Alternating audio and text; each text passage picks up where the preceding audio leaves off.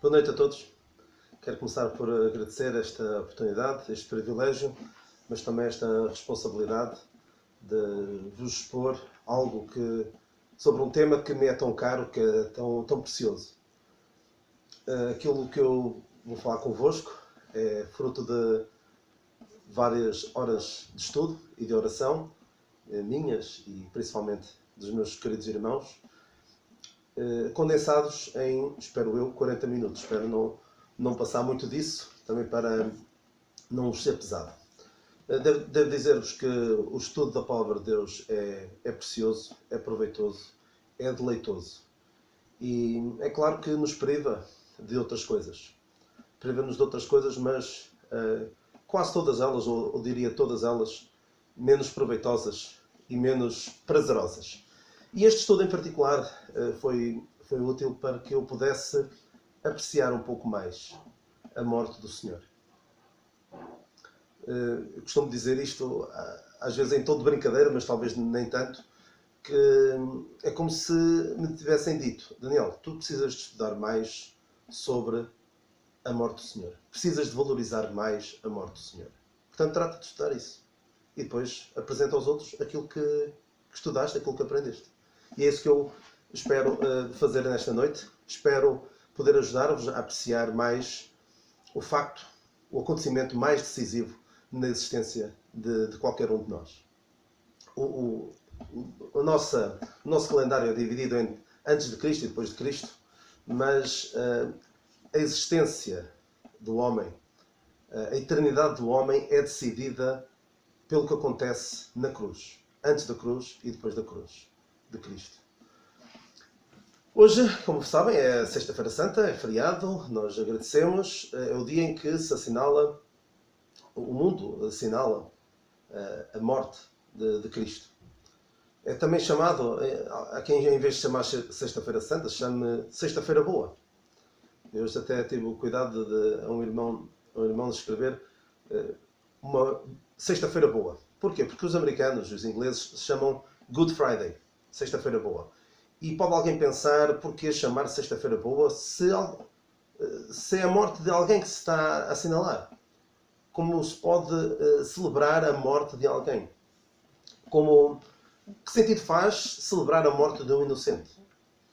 Como espero mostrar-vos, apenas fará sentido alegrar-nos, achar boa ou celebrar a morte do Senhor Jesus Cristo se a encararmos da forma correta. O tema que eu vos trago hoje é: o que é que vês na cruz? Ou o que eu vejo na cruz? Penso que é uma pergunta tão importante, porque aquilo que tu vês na cruz de Cristo fará toda a diferença, não só nesta vida, mas também na eternidade. E devo, para esclarecer, dizer que quando falo de cruz de Cristo, não falo daquele pedaço de madeira que alguns até veneram, alguns decoram e põem na bonita. Não é disso que eu estou a falar. Estou a falar daquilo que é alcançado através da morte do Senhor Jesus Cristo. Quero começar então por ler uma passagem das Escrituras. Primeira Epístola de Paulo aos Coríntios. Primeira Epístola de Paulo aos Coríntios, capítulo 1, versículos 22 e 23. Desculpem. A partir do versículo 18. A partir do versículo 18 até o versículo 24. Lemos assim. Eu tenho várias passagens que vou querer ler, por isso se não conseguirem acompanhar rapidamente, eu vou ter de ir avançando. 1 aos Coríntios 1, 18. Porque a palavra da cruz é loucura para os que perecem, mas para nós que somos salvos é o poder de Deus. Porque está escrito: destruirei a sabedoria dos sábios e aniquilarei a inteligência dos inteligentes. Onde está o sábio? Onde está o escriba? Onde está o inquiridor deste século? Porventura não tornou Deus louco a sabedoria deste mundo? Visto como na sabedoria de Deus o mundo não conheceu a Deus pela sua sabedoria, aprove a Deus salvar os crentes pela loucura da pregação. Porque os judeus pedem sinal e os gregos buscam sabedoria. Mas nós pregamos a Cristo crucificado, que é escândalo para os judeus e loucura para os gregos. Mas para os que são chamados, tanto judeus como gregos, lhes pregamos a Cristo poder de Deus e sabedoria de Deus. Porque a loucura de Deus é mais sábia do que os homens e a fraqueza de Deus é mais forte do que os homens. Vemos nesta passagem algumas formas como pessoas encaram a cruz de Cristo. Uns veem nele algo de absurdo, loucura. Outros veem-na como algo escandaloso. mas também há aqueles que veem nela a salvação, o poder e a sabedoria de Deus. Mesmo nos relatos bíblicos da crucificação, narrados nos Evangelhos, nós vemos atitudes bem distintas. Enquanto uns crucificavam o Senhor, e esses mesmos depois repartiam entre eles os seus vestidos, outros olhavam de longe, outros escarneciam, outros blasfemavam, mas um reconhecia-o como Senhor e Rei, o salteador arrependido, e outro, o centurião, percebia que ele era o Filho de Deus. Tal como na altura, são muitos mais os que olham para a cruz com zombaria, blasfémia ou desprezo, do que aqueles que veem nela o Salvador, o Senhor, o Rei, o Filho de Deus. E a questão que devo colocar é: em que grupo é que te incluís? Vamos então ver algumas formas de olhar para a cruz de Cristo. Algumas erradas, algumas formas que não levam à salvação, que não levam a apreciar devidamente, na sua plenitude, aquilo que significa a cruz de Cristo. Alguns, como disse, alguns escarnecem, blasfemam, rejeitam a cruz. Alguns fazem com piadas, desvalorizando o sofrimento ou o alcance da obra ali realizada, ou mesmo negando-a como uma realidade histórica. Alguns, mais velhos, lembrar-se-ão do filme Jesus Cristo Superstar, onde a experiência horrenda da morte do Senhor Jesus Cristo é tratada de uma forma jocosa, gozando com tudo aquilo pelo qual o nosso Senhor passou.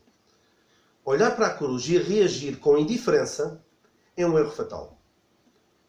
O erro que tem levado milhares de milhões de pessoas ao inferno é olhar para a cruz, ver o Senhor crucificado, claro que ele não representado, não fisicamente, mas ver o Senhor Jesus Cristo na cruz e dizer: não me diz nada, é-me indiferente, eu estou bem como estou, não preciso, eu estou bem assim, não preciso de ti. A cruz de facto é loucura para os que parecem.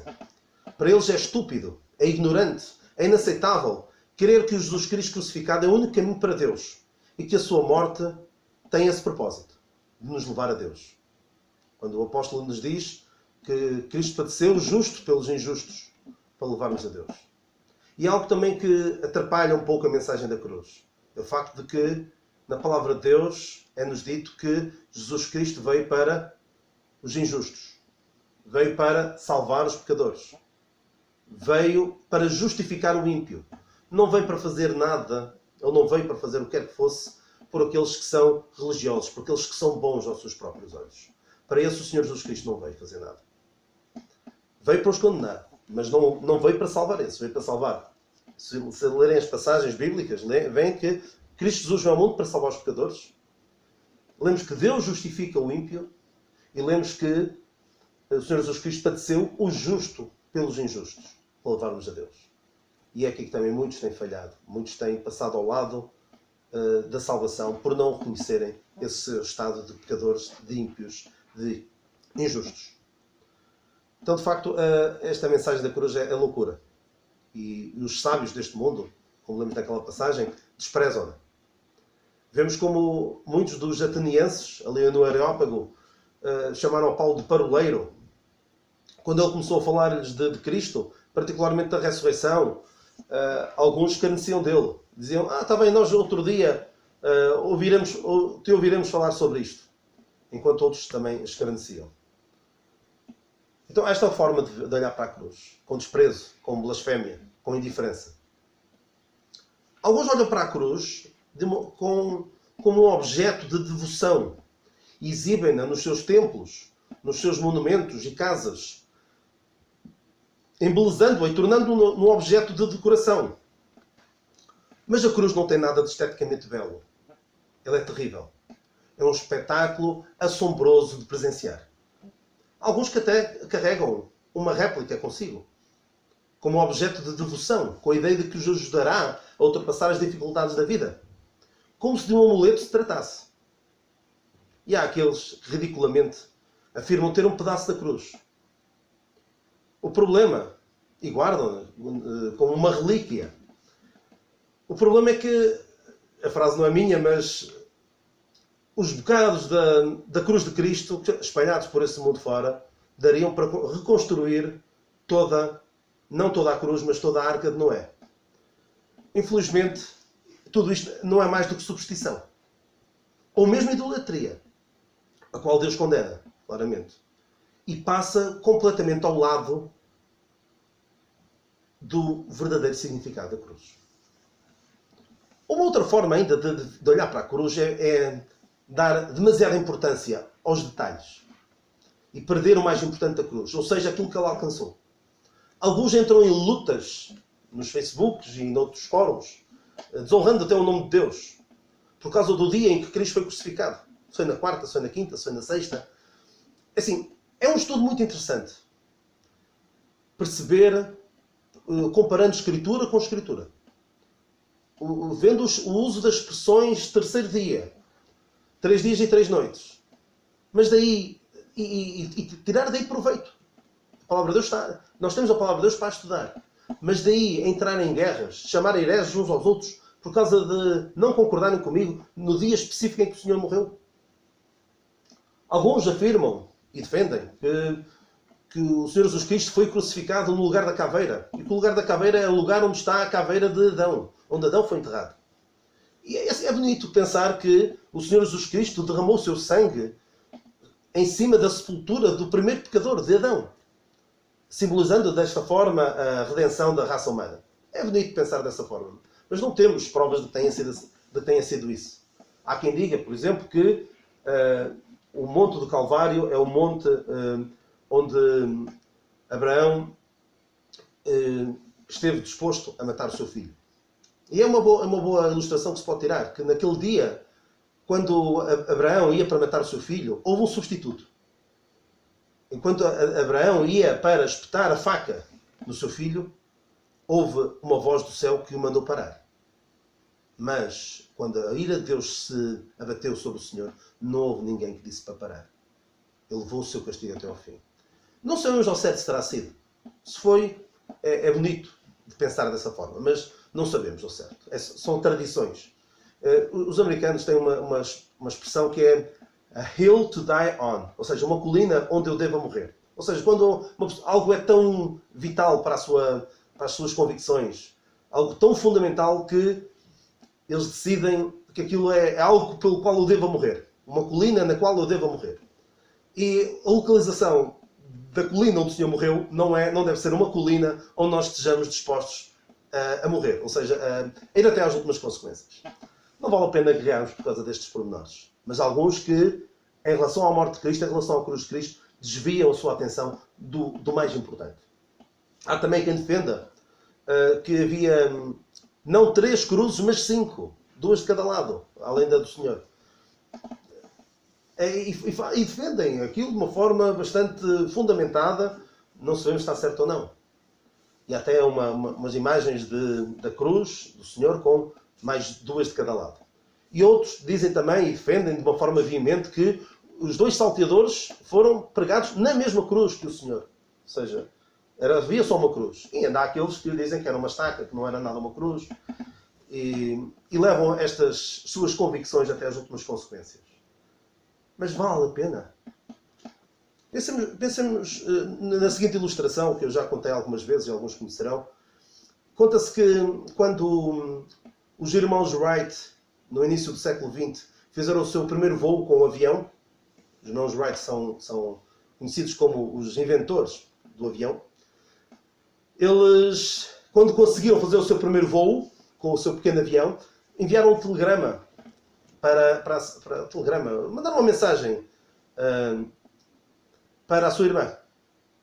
E a irmã, e o que é que dizia a mensagem? Tinha sido uma mensagem curta, era? E dizia assim: voámos 100 metros, voltamos para o Natal. E a irmã, contente com aquela notícia, levou aquilo ao diretor do jornal da cidade, ou da vila, e mostrou a mensagem. E o diretor... Isto é uma história, não sei se é verídico ou não, mas estou a vendê-la pelo mesmo preço que a comprei. É de uma meditação já muito antiga do Pão Diário. E dizia assim: Então o diretor, quando vê aquela notícia, voámos 100 metros, voltamos para o Natal e diz: olha que bom, eles voltam para o Natal. Ou seja, ele deixou passar completamente ao lado a mensagem gloriosa de que o ser humano tinha conseguido voar. A invenção mais... o avanço tecnológico maior desde a invenção da roda, possivelmente. E da mesma forma é possível alguém perante a cruz estar preocupada com o quando, com quem, com quantos, onde, deixando escapar o mais importante, o porquê da cruz. Porquê é que o Senhor Jesus Cristo foi crucificado? Também há quem veja na cruz a morte do inocente, um sacrifício horrendo de um mártir. Mas sabemos que é bem mais do que isso. É verdade que o sofrimento do Senhor foi atroz. Não só na cruz, mas no jardim, agonizou e foi por mim, como nós costumamos cantar. Cantávamos mais vezes quando fazíamos a ceia do Senhor. Não é? Aquele hino que diz: oh, como foi que meu Jesus... O sofrimento foi brutal, muito além daquilo que possamos conceber. Já foram feitas várias tentativas, várias descrições escritas, com relatos pormenorizados do sofrimento que uma pessoa crucificada padecia. Até do ponto de vista médico e tudo mais. E é horripilante ouvir aquilo. Imagens, pinturas, músicas, filmes, mas todas elas ficam muito aquém. Textos descrevendo de forma detalhada os sofrimentos do Nosso Senhor. Pinturas ou músicas sobre a chamada Via Sacra. Ou ainda filmes como A Paixão de Cristo. Um filme muito pesado, que ainda não consegui voltar a ver desde quando ele saiu já há 16 anos, ou quase 17 anos. E já agora este filme terá uma sequela bastante em breve. Estou interessado também. Mas o que é interessante é a história. E estes relatos são de facto comoventes. São dramáticos. Retratam os sofrimentos excruciantes do Nosso Senhor. Esta palavra excruciante não é por acaso, vem de cruz, excrucio. Ou seja, saído da cruz. Ou seja, a cruz do Nosso Senhor Jesus Cristo deu origem a uma palavra. Excruciante. Mas, apesar de ser importante, sabemos que o Senhor sofreu. E sermos sensíveis a isso, será esse o aspecto mais importante da mensagem da cruz? Nos relatos dos Evangelhos nós percebemos que o Senhor foi humilhado, foi torturado, crucificado. Mas a descrição não é assim tão gráfica quanto nós a lemos nos escritos seculares. Mesmo na mensagem do Evangelho pregado por Paulo, não vemos um grande foco nesse aspecto da crucificação. Não estou a querer desvalorizar. Não me entendam mal. Paulo, escrevendo aos Gálatas, diz-lhes: a vós, perante os olhos de quem Jesus Cristo já foi representado como crucificado. Diz ele isto em Gálatas 3:1. Ou seja, quando Paulo já anunciou o Evangelho, fez-lo de tal forma que eles ficaram com uma noção bem nítida da crucificação de Cristo. Mas seria o foco de Paulo uma descrição gráfica, detalhada, dos sofrimentos do Senhor, ou antes aquilo que resulta da cruz de Cristo? O que é que salva o homem? Ter pena do Cristo crucificado ou aceitar a mensagem da salvação, a mensagem da cruz? Nós vamos em Lamentações 1:12, uma passagem que normalmente é associada aos sofrimentos do Senhor Jesus Cristo. Não vos comove isto a todos vós que passais pelo caminho, atendei e vede se há dor como a minha dor, que veio sobre mim, com que o Senhor me afligiu no dia do furor da sua ira.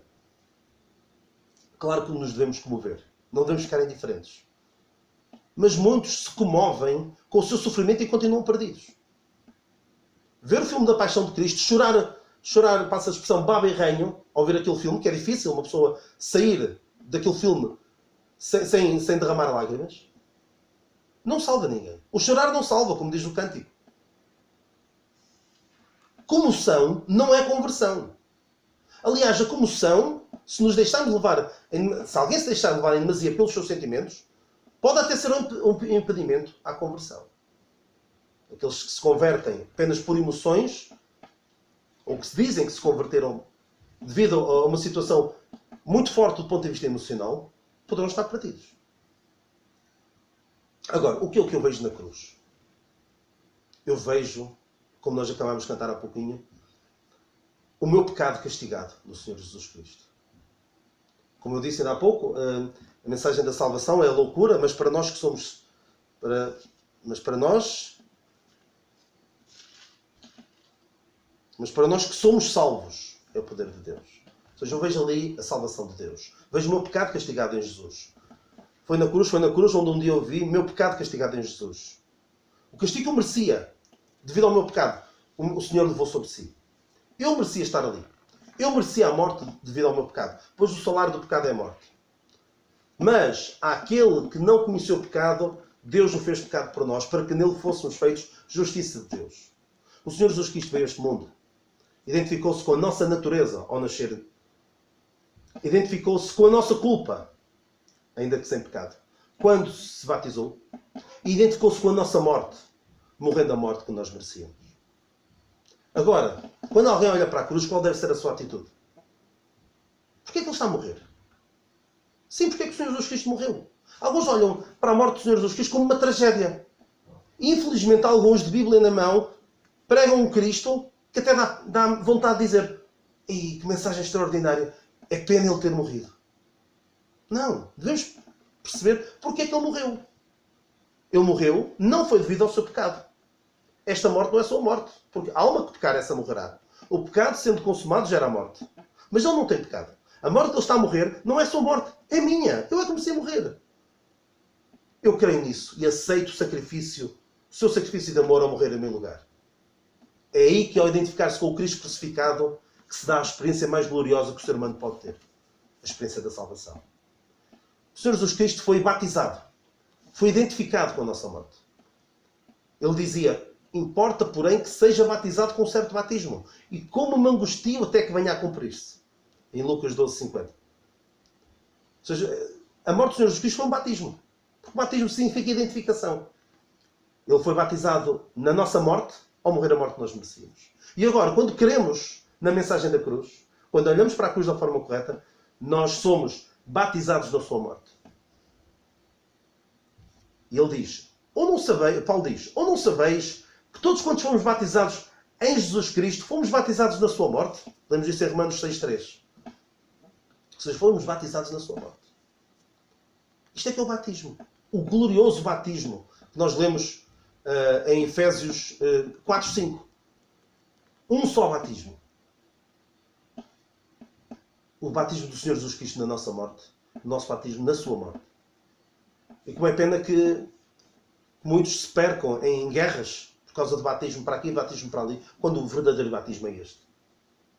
É um pouco como a história daquele diretor do jornal. Falaram-lhe de uma mensagem gloriosa e ele focou-se noutra coisa. A cruz, o Calvário, é o único lugar onde o homem se pode encontrar com Deus. A cruz é, por assim dizer, o portal através do qual o homem pode entrar em comunhão com o seu Criador.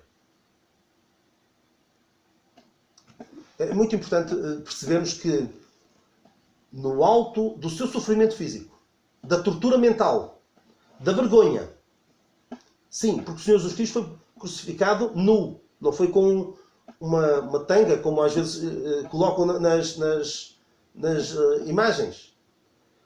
Escárnio. Ele sofreu agonia. Para além de todo este sofrimento físico, ele sofreu agonia espiritual, para além do que possamos imaginar. Pois ali o Pai o abandonou. Ao ponto de ele dizer: Deus meu, porque me desamparaste. E suportou, pelo espaço de 3 horas, o peso de todos os pecados cometidos pela raça humana. E damos graças a Deus, porque ele não optou pela via mais fácil. Não optou por chamar legiões de anjos para que viessem em seu socorro. Mesmo quando ele sabia que eu, por quem ele estava a morrer, ia pecar. Muitas vezes. Muito mais do que deveria. E que muitos o iriam rejeitar. Ainda assim ele levou o castigo até ao fim. Foi-lhe dado um analgésico. O vinho e fel para ele beber. Mas ele rejeitou. Pois ele queria beber o cálice da ira de Deus. Não queria, mas sabia que tinha de beber o cálice da ira de Deus até ao fim.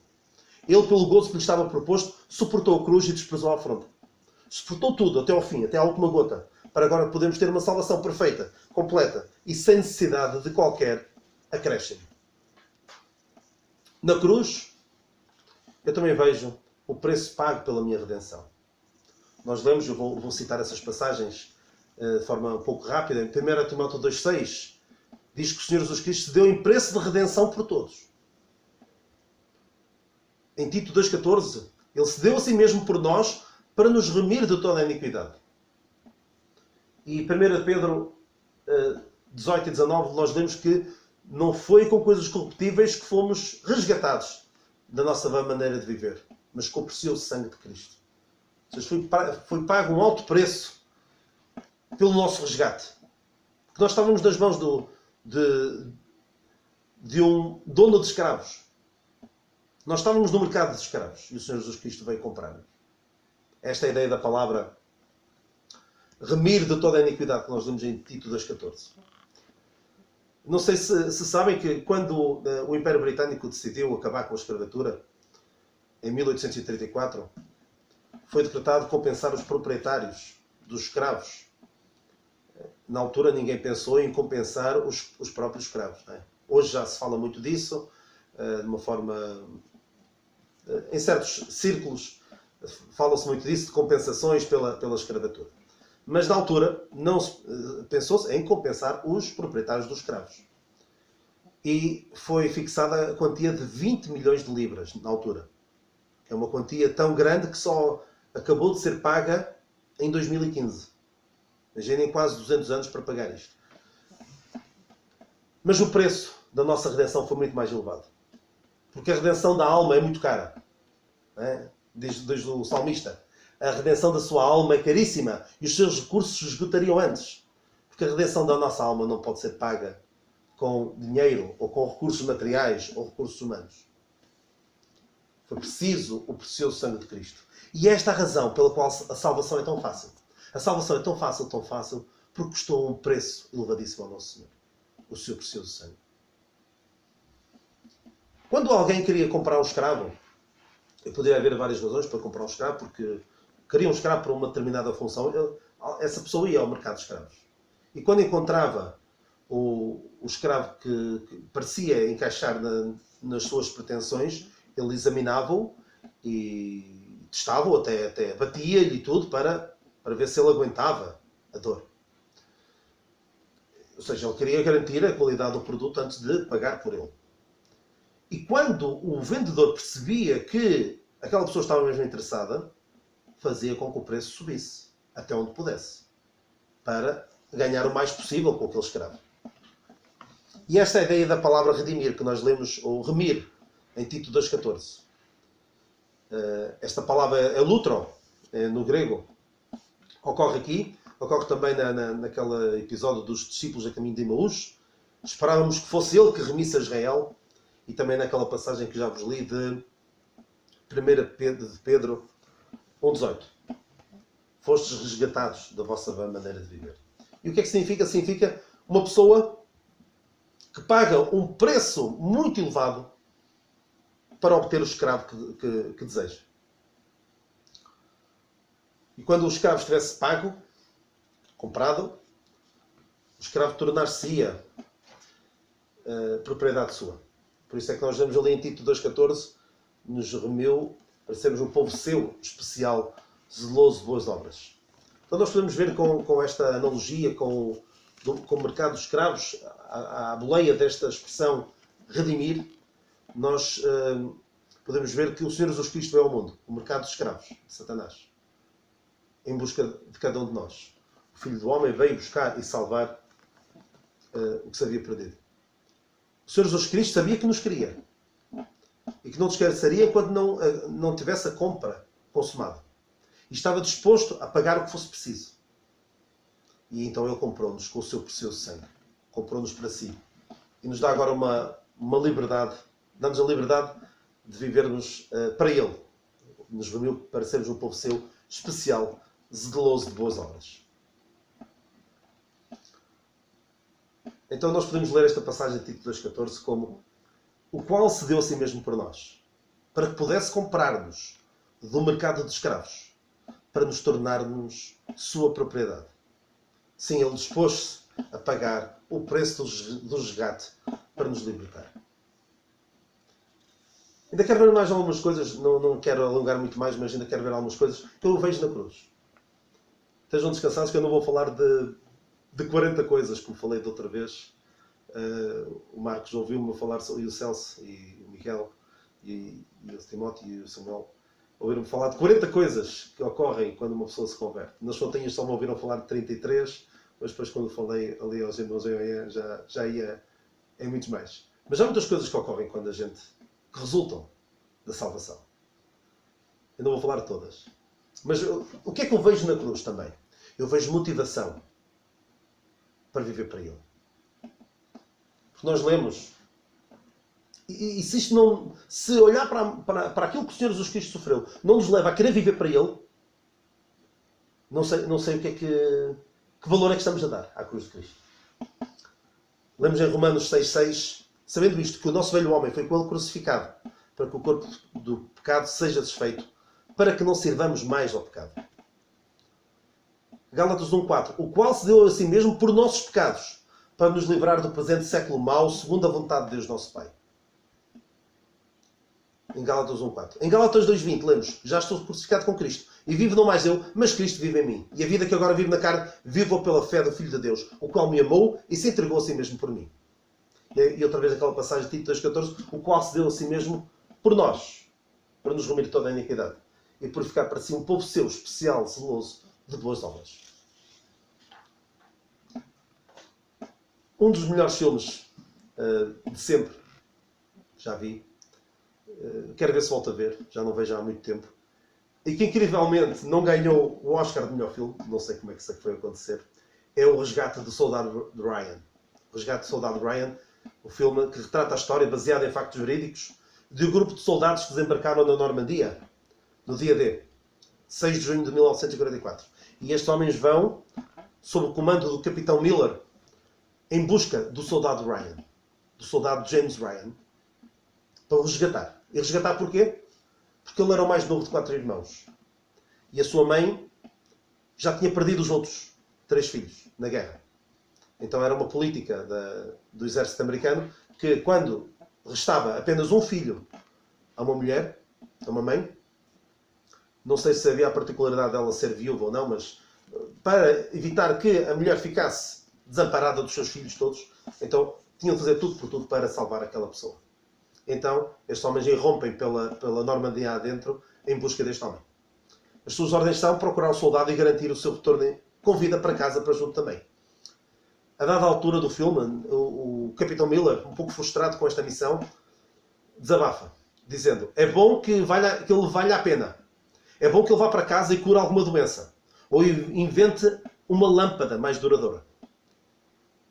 Fazendo um pouco de spoilers, ou seja, contar partes do filme. Também o filme já tem 20 e tal anos, é de 1998. Portanto, se não o viram, já deviam ter visto. Portanto, eu vou acabar por contar aqui uma parte. Mas mesmo já tendo visto, mesmo sabendo como é que acaba o filme, é muito, muito interessante. A missão acaba por ser bem sucedida. O soldado Ryan acaba resgatado. Mas quase todos os soldados, um por um, vão morrendo. O Capitão Miller acaba, o comandante, eu não posso usar aqui termos militares porque estou a dizer tudo mal, mas o Capitão Miller acaba por morrer numa ponte. Mesmo na altura em que as forças aliadas conseguem vir em auxílio deles. Ou seja, dá pena porque ele morre e se calhar havia necessidade de ele ter morrido, mas ele morre, acaba por morrer. Numa das cenas mais comoventes de que me lembro de algum filme, o Capitão Miller, nas suas últimas palavras, para o soldado Ryan diz, merece isto. Merece-o.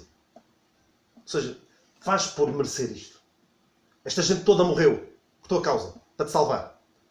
Vive uma vida digna da morte destes homens. Anos mais tarde, já velho, o soldado Ryan visita a campa do Capitão Miller, com a sua família. E diz, claro que aqui não faz sentido estar a falar para uma pessoa morta, mas é filme, não é? Ele diz assim, para o Capitão Miller, em cada dia me lembro das tuas palavras e tentei viver a minha vida o melhor que pude. Espero que tenha sido suficiente para merecer o que fizeram por mim. Se o ato de sacrifício daqueles homens em favor do soldado Ryan e as palavras finais do Capitão Miller foram motivação para este homem viver uma vida boa, quanto mais deverá ser a recordação da morte do meu Senhor. Tenho meditado no preço da redenção que foi pago para que eu fosse liberto das garras de Satanás e do poder do pecado? Pergunto agora, tem sentido falta da ceia do Senhor? Devo dizer com profunda tristeza que muitos não sentem. Porque nunca sentiram. Nunca tiveram o desejo de participar da ceia do Senhor. De relembrar semanalmente. Não deve ser semanalmente, mas pelo menos com os nossos irmãos. E de uma forma mais visível, mais prática, relembrar a morte do Senhor. Quão terrível seria se nos esquecêssemos de quanto custou o preço da nossa redenção. Mas é exatamente isso que eu faço quando escolho pecar. Quando deliberadamente peco. Porque, como nós chamamos cantar, pecado meu te fez sofrer de Deus o desamparo ali. Mas mesmo pelo teu sofrer, pudeste vida dar-me em ti. Ou seja, eu estou a dar lugar exatamente àquilo que levou o meu Senhor à cruz. E é esta a forma como eu mostro a minha gratidão ao meu Senhor. Nós vemos que Ele se deu a si mesmo por nossos pecados para nos livrar do presente século mau. Ele se deu a si mesmo para nos remir toda a iniquidade e purificar para si um povo seu especial, zeloso de boas obras. Mas quando eu não valorizo a morte do Senhor, estou a voltar-me exatamente para isto, para o pecado, para o presente século mau, para a iniquidade. Exatamente aquilo do qual o Senhor nos veio livrar. Será que há áreas na minha vida onde eu, depois do Senhor me resgatar, eu quis voltar à servidão dessas coisas? Há uma ilustração que eu gosto bastante. Se calhar quantas vezes eu pratico-a. A ilustração daquele homem que, devido a ser alcoólico, acaba por desenvolver uma cirrose e precisa de um transplante de fígado. Devido à sua vida boémia, deu cabo do fígado e precisa de um transplante. E consegue. Há um dador, é compatível e ele fica com o fígado novo. Uma nova oportunidade para a sua vida. E a seguir, o que é que ele faz? Para mostrar a sua gratidão, volta à vida de antigamente, a beber. Como se não houvesse amanhã. Que ingratidão. Que desprezo pela oportunidade de uma nova vida que lhe foi dada. E é isso. Eu não vou dizer como Natã disse a David, mas eu vou dizer, eu sou esse homem. Quantas vezes volto às coisas das quais o Senhor me quis resgatar? Me resgatou e eu quero voltar para elas. Na cruz, eu também vejo o poder de Deus. A palavra da cruz é loucura para os que parecem, mas para nós que somos salvos é o poder de Deus. E o apóstolo Paulo também diz, não me envergonho do Evangelho de Cristo, pois é o poder de Deus para a salvação de todo aquele que crê. É o poder de Deus. Ou seja, Deus capacita-nos a viver uma vida para Ele. A palavra poder é dunamis. Nós certamente já ouviram a ilustração de dunamis, de onde vem a palavra dinamite. E podemos dizer que o Evangelho é o dinamite de Deus. Eu sinceramente fui poder de Deus. O poder de Deus é uma palavra muito mais forte do que dinamite de qualquer outra coisa. Ou seja, o poder de Deus habita em nós. Nós vemos que, segundo o poder que em nós opera, nós vemos também que o Espírito daquele que dentre os mortos ressuscitou o Senhor Jesus habita em vós. É este poder que habita em nós. Isto é levar-nos a viver uma vida digna da vocação com que fomos chamados. Por fim, eu vejo também aqui a sabedoria de Deus. Na cruz, nós como lemos daquela passagem, a sabedoria de Deus. E se ainda tiverem as vossas Bíblias em 1 Coríntios 1, mesmo ao lado, nós lemos no capítulo 2, versículos 7 e 8. Mas falamos da sabedoria de Deus, oculta em mistério, a qual Deus ordenou antes dos séculos para a nossa glória. a qual nenhum dos príncipes deste mundo conheceu. Porque se a conhecessem, nunca crucificariam ao Senhor da Glória. Satanás sabe que será derrotado no fim. Ele conhece a Bíblia muito bem e sabe que está condenado. Como os americanos dizem, dead man walking. O destino dele está traçado.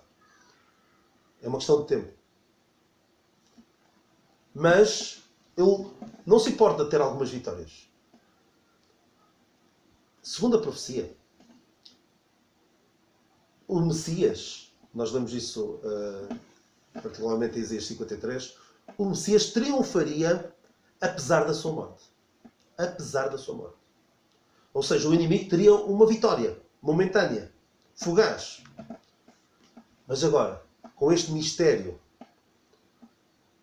o qual Deus ordenou antes dos séculos para a nossa glória, nós percebemos que é exatamente na morte de Cristo que Ele tem a sua maior vitória. Ele não vence apesar da sua morte. Ele vence na sua morte. E é só com a revelação dada a Paulo que nós percebemos isso. Percebemos que é na morte de Cristo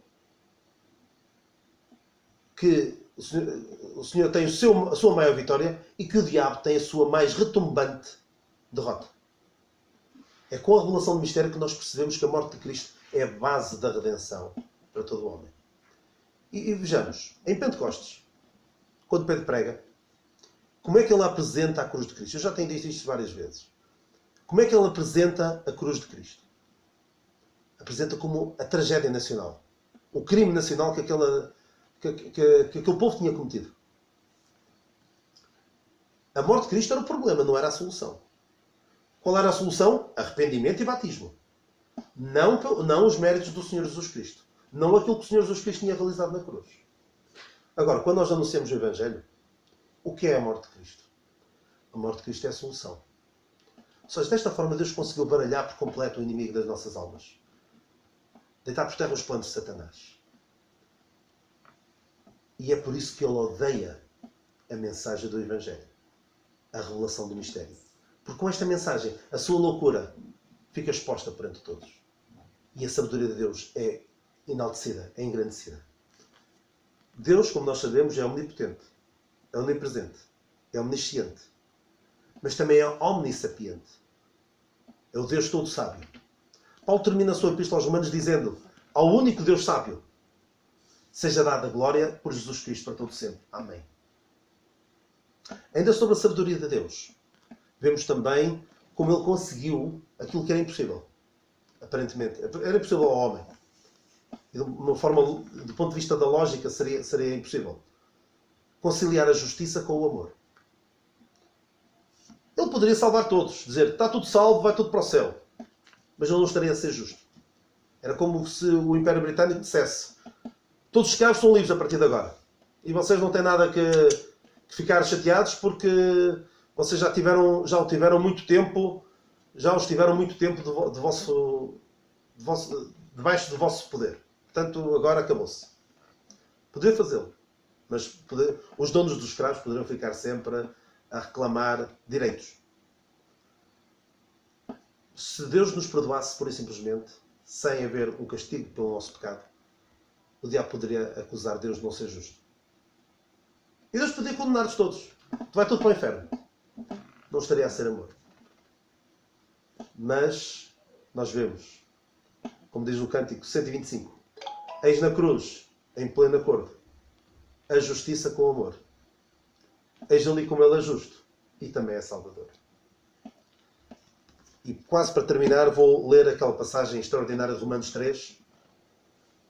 Porque todos pecaram e destituídos estão da glória de Deus, sendo justificados gratuitamente pela sua graça, pela redenção que há em Cristo Jesus, ao qual Deus propôs para propiciação pela fé no seu sangue, para demonstrar a sua justiça pela remissão dos pecados de antes cometidos, sob a paciência de Deus, para a demonstração da sua justiça neste tempo presente, para que ele seja justo e justificador daquele que tem fé em Jesus. Eu gosto muito desta passagem. Justo e justificador daquele que tem fé em Jesus. Alguns que têm a infelicidade de me ouvir muitas vezes sabem que O meu versículo preferido é 1 Timóteo 1,15. Que Jesus, esta é uma palavra fiel e digna de toda a aceitação, que Jesus veio ao mundo para salvar os pecadores, dos quais eu sou o principal. Este é o meu versículo preferido. Mas, se me perguntarem qual é o sinal de pontuação, o teu sinal de pontuação preferido, é este. Este ponto final, parágrafo. Aquele que tem fé em Jesus. Ponto final. Porque ele é justo e justificador daquele que tem fé em Jesus. É um ponto final precioso que nos deixa descansados, sabendo que a obra da redenção está consumada. Demos, pois, graças a Deus por uma obra tão maravilhosa, tão reveladora do seu amor, da sua justiça e da sua sabedoria. E que, de facto, esta seja uma sexta-feira boa para todos. Sexta-feira boa por compreender o verdadeiro significado da cruz e valorizar verdadeiramente a cruz de Cristo. Que Deus nos abençoe e nos faça sermos mais agradecidos por uma tão grande salvação.